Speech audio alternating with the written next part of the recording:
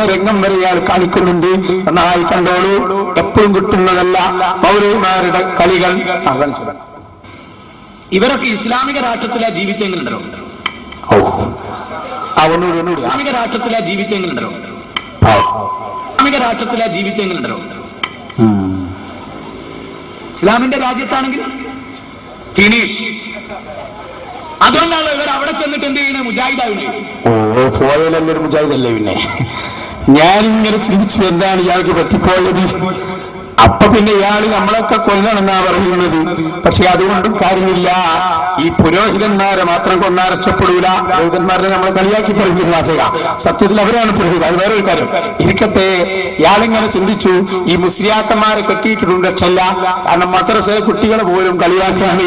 കാരണം റബീഉൽ അവ്വലിലല്ല റമദാനിലാണ് നബിദിനമെന്ന് പറയുമ്പോ ചെറിയ കുട്ടി വന്നത് ചോദിക്കുന്നു, മൗലവി നിങ്ങൾ വല്ല തൊപ്പിയൊക്കെ ധരിച്ച് ചിലപ്പോ തൊപ്പിയില്ലാതെയും അങ്ങനെയായി നിങ്ങൾ പ്രസംഗിക്കുമ്പോ റബീഉൽ അവ്വലിലല്ല റമദാനിലാണ് നിങ്ങൾ പ്രസംഗിക്കാറില്ലേ? നിങ്ങൾക്ക് മദ്രസയിൽ പോകാൻ ഏതായാലും ഭാഗ്യം കിട്ടിയില്ല.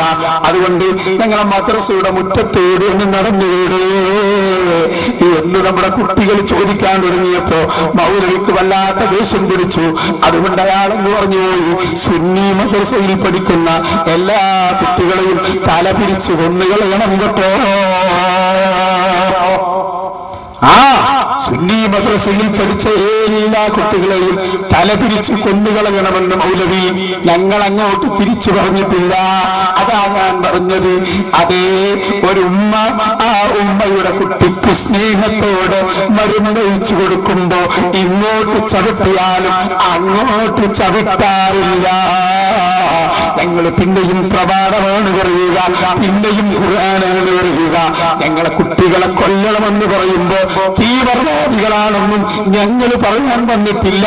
പക്ഷേ നിയമം പഠിച്ച രാംജത്ത് മലാരിയെ പോലെയുള്ളവർ, അവര് മുൻ കേന്ദ്രമന്ത്രിയായ അദ്ദേഹത്തെ പോലെ പഠിച്ച ആളുകൾ അവര് പറഞ്ഞിട്ടുണ്ട്.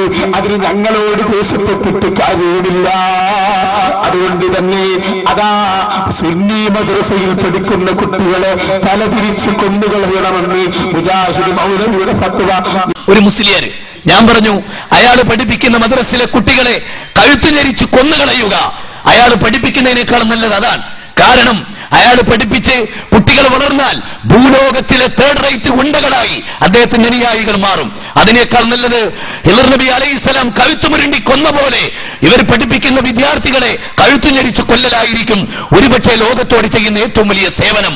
കാരണം അത്ര വൃത്തികെട്ട ഒരു സമൂഹമാണ് ഇവരുടെ പണ്ഡിത ലോകത്ത് ഇവർ അറിയപ്പെടുന്ന ആളുകൾ. കാരണം അത്ര വൃത്തികെട്ട ഒരു സമൂഹമാണ് ഇവരുടെ പണ്ഡിത ലോകത്ത് ഇവർ അറിയപ്പെടുന്ന ആളുകൾ. കാരണം അത്ര വൃത്തികെട്ട ഒരു സമൂഹമാണ് ഇവരുടെ പണ്ഡിത ലോകത്ത് ഇവർ അറിയപ്പെടുന്ന ആളുകൾ. ഞാൻ പറയുന്നത് വെറുതെ നിന്ന് വഷളാകല്ല. ഈ ടീമാണ് മുമ്പിലുള്ളത്. പാവം മുജാഹിദികൾ അവരെയും മൗലവിമാര് വഷളാക്കുന്ന ഓരോ രംഗങ്ങളും ഞാനിങ്ങനെ ചിന്തിച്ചുപോയി. വല്ലാത്ത രംഗങ്ങൾ. മുജാഹിദാണ് എന്ന് പറയാൻ തന്നെ പുറത്തു പറയാൻ മടിക്കുന്ന രംഗങ്ങളാണ് ഇവർ പ്രസംഗിച്ചുകൊണ്ടിരിക്കുന്നത്. മുജാഹിദുണ്ടാക്കിയ നേട്ടം പറഞ്ഞ് ഒരു മൗലവിയുടെ പ്രസംഗം നിങ്ങളൊന്ന് കേട്ടുനോക്ക്. ഞാൻ പറയുന്നത് രക്ഷപ്പെട്ടോളൂ, ഒറ്റപ്പെടുന്നതിന് മുമ്പ് രക്ഷപ്പെട്ടോളൂ, ഈ നേതാക്കളെ വലയിൽ നിന്ന് രക്ഷപ്പെട്ടോ. ഏതാ മുജാഹിദ് പ്രസ്ഥാനത്തിന്റെ കുഴപ്പം? മുജാഹിദ് പ്രസ്ഥാനം ജനങ്ങളുടെ പൾസ് മനസ്സിലാക്കി പ്രവർത്തിച്ചു. മുജാഹിദ് പ്രസ്ഥാനം കൈവെക്കാത്ത എന്തൊരു നന്മയാണ് ഈ സമൂഹത്തിനുള്ളത്.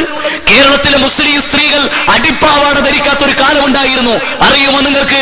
അവർക്ക് അടിപ്പാവാട ധരിപ്പിച്ച പ്രസ്ഥാനമാണ് മുജാഹിദ് പ്രസ്ഥാനം. അറിയോ നിങ്ങൾക്ക്? അതിനർത്ഥം ഞങ്ങൾ പെണ്ണുങ്ങളെ പാവാട അടിക്കാൻ നടക്കുകയായിരുന്നു എന്നല്ല. ഇനി നാളെ അങ്ങനെ വ്യാഖ്യാനിച്ചേക്കണ്ട. ധരിപ്പിക്കാൻ നടക്കുകയായിരുന്നു. ഇതാ ഞാൻ പറഞ്ഞത്. വാദപ്രതിവാദത്തിന് ഈ നേതാക്കളെ പറ്റൂല. പാവാട അടിച്ചു നടക്കാതെ അത് ധരിപ്പിക്കുക. അത് ഞങ്ങളെ സഹോദരിമാരെ വേണ്ട. മുജാഹിദ് പ്രവർത്തകരെ നിങ്ങളെക്കുറിച്ചല്ല പറയുന്നത്. നിങ്ങളെപ്പോലും വഷളാക്കുന്ന ഈ മൗലവിമാരെ പിന്നിൽ നിന്നാൽ ആക്രം രക്ഷപ്പെടുമോ? പോവട്ടെ, ഞാനൊന്നുകൂടി പറയാം. 500 വേറൊന്ന് സെലക്ട് ചെയ്ത് ഇവർക്ക് ബോധ്യപ്പെടാത്തത് കൊണ്ടല്ല. ഞാൻ പിന്നെയും ഒരു മൊഴിയും മൗലവി ഈ പറഞ്ഞ മൗലവിന്റെ പ്രസംഗം ഇങ്ങനെ കേട്ടപ്പോ അയാൾ പറയുന്നു, അതേ ഇവിടെ പ്രവാചകന്മാരുടെ അനന്തരവാസി ഉണ്ടെങ്കിൽ അത് കാന്തപുരം എന്നതാണ് എന്നറിയാതെയെങ്കിലും ഇവർ പറഞ്ഞുപോയി കേട്ടോ. അതെവിടെയാണെന്നറിയോ? ഇയാളിങ്ങനെ പ്രസംഗിക്കുമ്പോ പറയുന്നു, ഒരു നാട്ടിൽ ഒരു പ്രവാചകൻ വന്നാൽ, ഒരു നാട്ടിൽ ഒരു നബി വന്നാൽ എല്ലാവർക്കും ചർച്ച ആ നബിയെക്കുറിച്ചായിരിക്കും. എല്ലാ രാഷ്ട്രീയക്കാരും ആ പ്രവാചകനെ കുറിച്ച് ചർച്ച ചെയ്യും. എല്ലാവരും എല്ലാ കൊട്ടാരത്തിലും കുടിലുമൊക്കെ ഇയാളെക്കുറിച്ച് ഈ നബിയെക്കുറിച്ചാണ് ചർച്ച. എന്നിട്ട് അയാൾ ചോദിക്കുന്നു, നമ്മളെക്കുറിച്ച് ആർക്കറിയാം? ഒരു കാന്തപുരത്തെ അറിയുന്നുണ്ടല്ലാതെ നമ്മളെക്കുറിച്ച് ആർക്കറിയാം? അതാ ഞാൻ പറഞ്ഞത്, അതേ പ്രവാചകന്മാരെ അനന്തരവാസിയാവാൻ അത് കാന്തപുരത്തിന്റെ അതേ അലിമീങ്ങളുടെ നേതൃത്വം നൽകുന്ന സുന്നത്ത് ജമാഅത്ത് അതാണെന്നല്ലേ പറഞ്ഞത്. ബാലുശ്ശേരി തന്നെ പ്രഖ്യാപിക്കട്ടെ. പോയ വല്ലാത്തൊരു കാര്യത്തെ ഞാൻ പറ്റി പറയാം. പ്രവാചകന്മാരുടെ പ്രബോധനം ഖുർആനിലൂടെ വരച്ചു കാണിച്ച കേസിയുടെ പുസ്തകത്തിൽ ആ വിലാപം ഞാൻ വായിച്ചിട്ടുണ്ട്. ആ വിലാപം നമ്മൾ പ്രബോധനത്തിന്റെ ചരിത്രം പറയുന്ന പുസ്തകങ്ങളിൽ ആ വിലാപം നമ്മൾ വായിച്ചിട്ടുണ്ട്. ആ വിലാപം എന്ന് പറയുന്നത് ലോകത്തെവിടെയെങ്കിലും ഒരു പ്രവാചകനെ അള്ളാഹു നിയോഗിച്ചിട്ട് ആ പ്രവാചകനെ അറിയാത്ത ഒരു മനുഷ്യരും ആ നാട്ടിൽ, അതായത് ആ പ്രവാചകൻ അറിയാത്ത ഒരു മനുഷ്യരുണ്ടായിരുന്നില്ല ആ നാട്ടിൽ. ഒരു പ്രവാചകൻ വന്നാൽ ആ നാട്ടിലെ മുഴുവൻ രാഷ്ട്രീയക്കാരുടെയും മുഴുവൻ മേലാളന്മാരുടെയും മുഴുവൻ പ്രമാണിമാരുടെയും മുഴുവൻ ചെട്ടക്കുടിലുള്ളവരുടെയും മുഴുവൻ രാജകൊട്ടാരത്തിലുള്ളവരുടെയും ചർച്ച ആ പ്രവാചകന്മാരെ കുറിച്ചായിരുന്നു. നമ്മളെ കുറിച്ച് ആർക്കറിയാം? ഇസ്ലാമിക സംഘടനകളെ കുറിച്ച് ആർക്കറിയാം? കേരളത്തിൽ പല സ്ഥലങ്ങളിൽ ചെന്നാൽ ലക്ഷോപലക്ഷം വരുന്ന ആളുകൾക്ക് കേരളത്തിലെ ഒരു പക്ഷേ പബ്ലിസിറ്റി കൊണ്ട് ഒരു കാന്തപുരത്തെ അറിഞ്ഞേക്കാം. അല്ലെങ്കിൽ അത് തന്നെയല്ലേ ഞങ്ങൾ പറഞ്ഞത്? പ്രിയപ്പെട്ട സഹോദരന്മാരെ, അള്ളാഹു നമ്മുടെ ഉസ്താദുമാർക്ക് ദീർഘായുസ് കൊടുക്കുവാനാവട്ടെ. അതുകൊണ്ട് ഞാൻ പറയുന്നത്, മുജാഹിദ് പ്രവർത്തകരെ, മറുപടിയല്ല ആവശ്യം, നിങ്ങളതാ സത്യം ചിന്തിക്കണം കേട്ടോ. സത്യം ചിന്തിക്കണം. അതേ, ഞങ്ങൾക്ക് സ്വതന്ത്രമായി ചോദ്യം ചോദിക്കാനുള്ള ഒരു വേദി അതാണ് വേണ്ടത്. അല്ലെങ്കിൽ ഈ സ്ഥലത്ത് ഒരു വാദപ്രതിവാദം നടക്കട്ടെ. ആലുവയിൽ നടന്ന പോലെ, തോട്ടുമുഖത്ത് നടന്ന പോലെ, കോട്ടക്കലിൽ നടന്ന പോലെ, അതേ